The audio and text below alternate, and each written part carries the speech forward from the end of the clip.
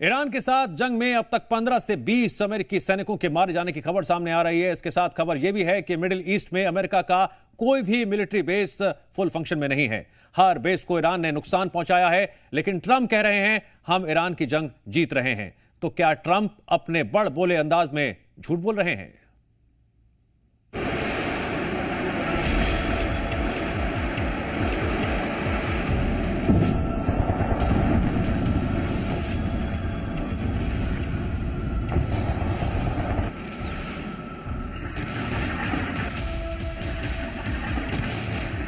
Iran के पलटवार में अमेरिका के फाइटर जेट्स ध्वस्त हो रहे हैं।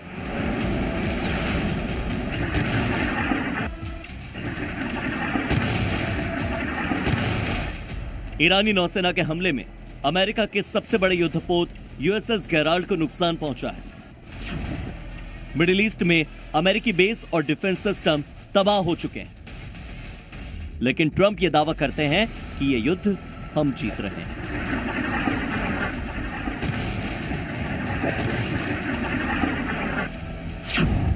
जीत पर दावा बड़बोला, यह रणनीतिक सफेद झूठ। The Navy's gone, their Air Force is gone, their anti-aircraft equipment is gone. We're flying wherever we want, Pete. We have nobody even shooting at it. 21 दिन की घमासान में डोनाल्ड ट्रंप सिर्फ जीत का दावा ही नहीं कर रहे, बल्कि इस दौरान कई ऐसे बयान दिए जिसका और छोर किसी को पता ही नहीं चला।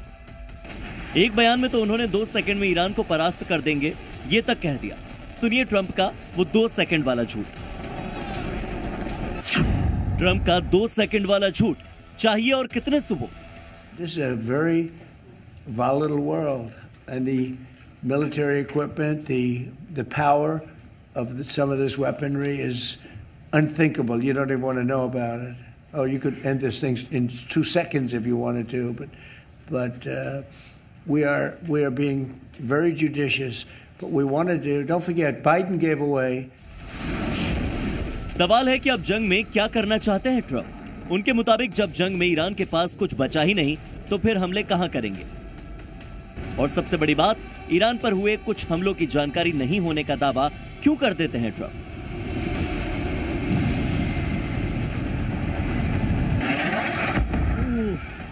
पहले इजराइल ने ईरान के स्कूल पर हमला किया, 250 बच्चों को मार डाला। ट्रंप ने कहा कि उन्हें तो इसकी जानकारी ही नहीं दी। इसके बाद गुरुवार को जब सबसे बड़े गैस फील्ड पर अटैक हुआ, तो ट्रंप कह देते हैं कि यह हमला इजराइल ने पूछकर नहीं किया। ईरान पर हमला किसकी प्लानिंग? ट्रंप नेतन्याहू का टारगेट क्या अलग? Are asking that question whether you misled their government into starting this war. Misled no one, and I didn't have to convince President Trump of that. He explained it to me. I didn't explain it to him. ये दुनिया जानती है कि Iran पर हमले से पहले 1 महीने में 2 बार नेतन्याहू वॉशिंगटन गए, ट्रंप से मिले और इसके साथ ही अरब देशों के साथ यहूदी लॉबी को भी ट्रंप के इर्द गिर्द एक्टिव किया। इसके बाद ही 28 फरवरी को ईरान पर कोऑर्डिनेटेड अटैक शुरू हुए।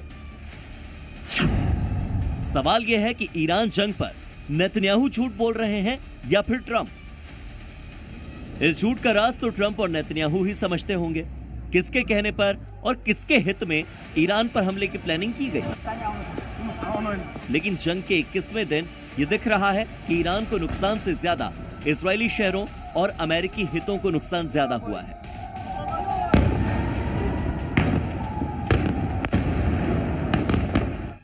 जंग में ट्रंप के साथ न तो कोई मित्र देश आना चाहता है, न ही तेल की कीमतों पर कंट्रोल रह गया है। जंग में अमेरिकी सेना के आधुनिक हथियार और अमेरिकी सैनिक मारे जा रहे हैं, वो अलग। झूठे दावों से बनती इस छवि के साथ ट्रंप कितने दिन इस युद्ध का संचालन और कर पाएंगे, ये देखना होगा। ब्यूरो रिपोर्ट, जी मीडिया। ईरान के साथ जंग का घोषित कारण ट्रंप बता चुके हैं, इस्लामिक राज्य से खलीफा के कट्टरपंथी शासन का अंत। लेकिन यह तो 21 दिन की जंग के बाद भी नहीं हो पाया। तब भी नहीं जब अमेरिका ने सीनियर खलीफा समेत 50 अदर टॉप लीडरशिप और कमांडर्स को मार चुका है।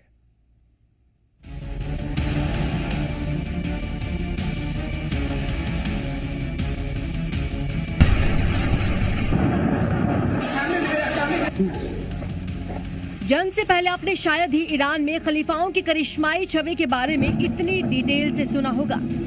ईरान की इस्लामिक सत्ता में खलीफा यानी सुप्रीम लीडर का ओहदा कितना बड़ा होता है और इनका कंट्रोल कितना जबरदस्त होता है, ये इस जंग में साफ दिख गया। अमेरिका ने एक सीनियर खलीफा यानी अयातुल्ला खामेनेई को जंग के पहले दिन ही मार दिया, लेकिन ईरान की सत्ता में खलीफा की पकड़ को कमजोर नहीं कर पाया। 28 फरवरी सीनियर खलीफा खत्म, 8 मार्च जूनियर खलीफा की कमान। ईरान के नए खलीफा मुज्तबा खामनेई कहा है किस हाल में है। इसे लेकर अमेरिका इजरायली एजेंसियों ने तमाम तरह की बातें फैला रखी हैं। लेकिन एक बात साफ है, कोई तो है जो ईरानी सेना और इसकी सारी टुकड़ियों को एकजुट किए हुए है। ईरान में ये तभी संभव है जब खलीफा जिंदा हो और इस हालत में हो कि जंग की हर रणनीति पर अमल लाने वाले फैसले करे। ईरान का ये प्रहार बताता है कि मुज्तबा खामेनेई किसी सीक्रेट लोकेशन पर है और सेना के हमले को लीड कर रहे हैं।